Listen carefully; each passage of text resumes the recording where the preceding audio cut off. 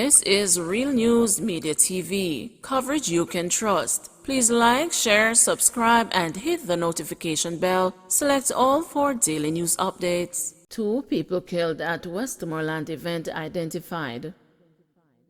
The police have identified the 2 victims who were gunned down at an event in Westmoreland on Sunday. The deceased are Marshall Gale, 32, also known as Cheese Chip, the party promoter, and Cherise Murray. Both victims are from Little Bay District, Little London, Westmoreland.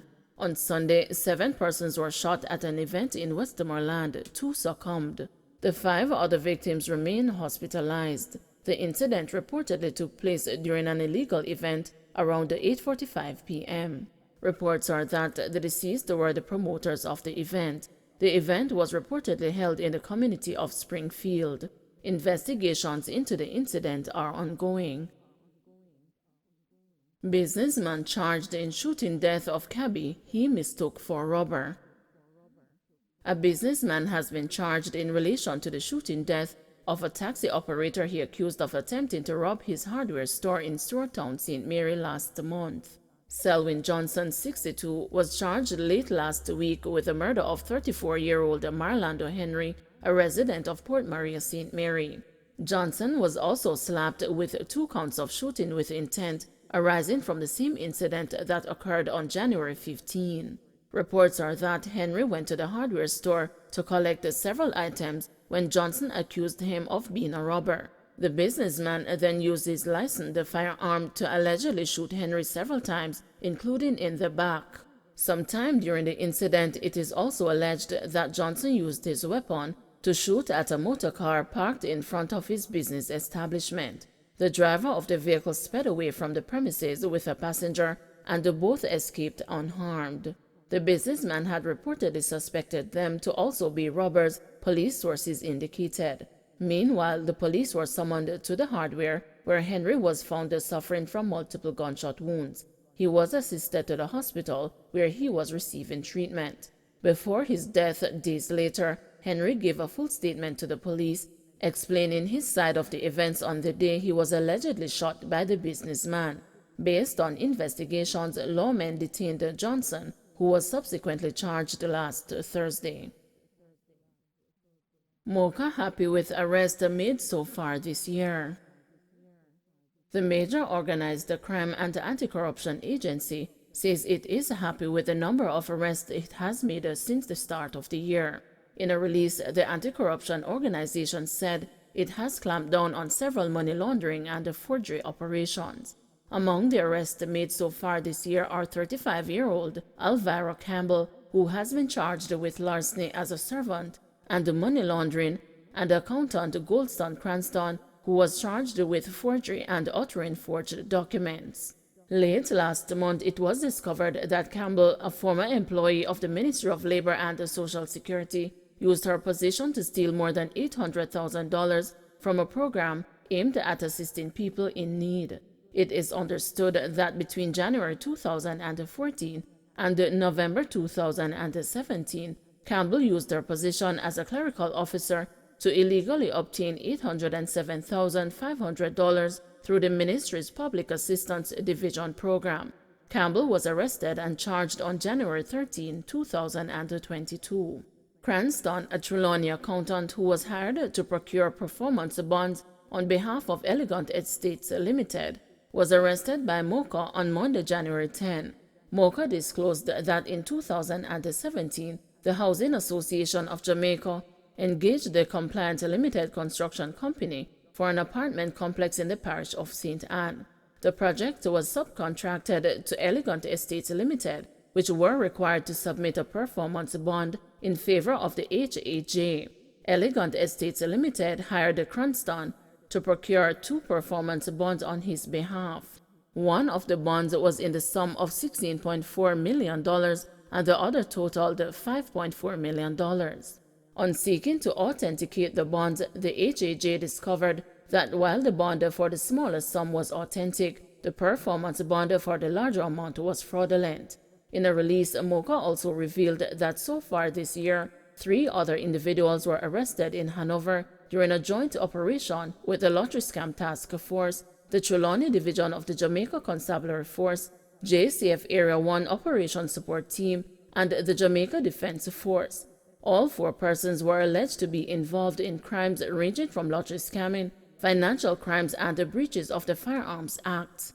During that operation, a search warrant was executed at the residence of Davian Vaughns at Lookout District, Hanover, which uncovered electronic devices and other documents of investigative interest. A simultaneous operation took place at the residence of one Asheen Stewart and his common-law wife, Shamika Utti, where several electronic devices were seized. Davian Vaughns, Stewart, and Utti were all charged with possession of identity information contrary to Section 10(1) of the Law Reform, Fraudulent Transactions, and the Special Provisions Act. The collaborative effort of the various security entities involved in these arrests is a demonstration of the value of collaboration in fighting crime, MOKA said. MOKA and the Financial Investigation Division recently signed a Memorandum of Understanding, which will see greater sharing of resources and information in an effort to strengthen the fight against the crime and the violence. St. Elizabeth, a man found chopped to death. A man who was out on bail on several charges was found chopped to death last night at his house in Arlington, St. Elizabeth. A friend discovered the body of 26-year-old Janoy Johnson about 9:30 p.m. The St. Elizabeth police said Mr. Johnson had a case of murder before the Westmoreland Circuit Court.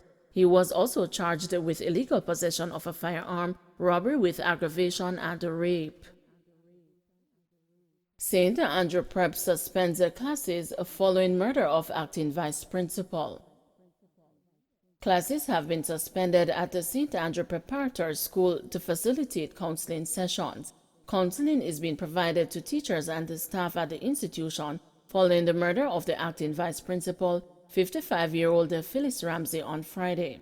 Mrs. Ramsey and her 69-year-old husband, Cecil Ramsey, a minister of religion, were found with stab wounds at their home in Watson Grove, Portmore, St. Catherine. The couple's 25-year-old son has been taken into custody. Poultry farmers benefiting from $50 million subsidiary program. Minister of Agriculture and Fisheries Pernell Charles Jr. says poultry farmers have started benefiting from the ministry's $50 million subsidiary program aimed at minimizing production costs. Charles was addressing the Middlesex Broilers Farmers Association's annual general meeting at Dent Hill Technical High School in St. Catherine on Saturday. He expressed that while the ministry is committed to facilitating the poultry industry's expansion, he noted that if the price of chicken meat becomes astronomical, then we have to protect Jamaicans. In a release, the minister maintained that while there are policy mechanisms to protect the small farmers, his primary mission is to boost production for domestic consumption and exports to CARICOM and other international markets.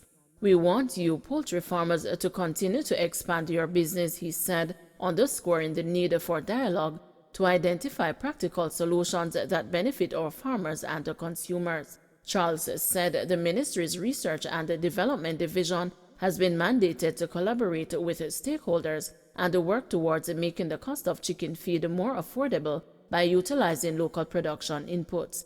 He then indicated that the Rural Agricultural Development Authority has been pivotal in training and providing farmers with resources to boost output, while pointing out that this support will continue to ensure Jamaica does not rely solely on chicken imports to meet domestic consumption demand. Charles advised that he met with the 2 major local poultry producers who indicated their endorsement of the ministry's initiative to support farmers by instituting systems to fill any potential temporary shortage that may arise and spur the sector's expansion. The companies also expressed their continued commitment to the poultry sector through a multi-billion-dollar investment in the expansion of their hatcheries aimed at strengthening our local capacity to meet demand, the minister said, while pointing out that local producers have been fulfilling approximately 60% of local demand. JTA delegates to vote on government's latest pay offer today. Delegates of the Jamaica Teachers Association will vote today whether to accept the government's latest wage offer. JTA President Winston Smith revealed on Sunday that there has been an improved offer on a particular item at the JTA's claim after the government's last proposal was rejected last month. Jamaica's fourth COVID-19 wave appears to have already peaked, says MAJ. President of the Medical Association of Jamaica, Dr. Brian James, believes the fourth wave of COVID-19 will be shorter than the last one. Dr. James told the news that there are signs that Jamaica may have already experienced the peak of the current wave and infections are trending down. Despite the positive news, however, Dr. James is still encouraging caution, noting that the healthcare system is still under stress. Don't forget to like, share, subscribe, and hit the notification bell. Select all for daily news updates.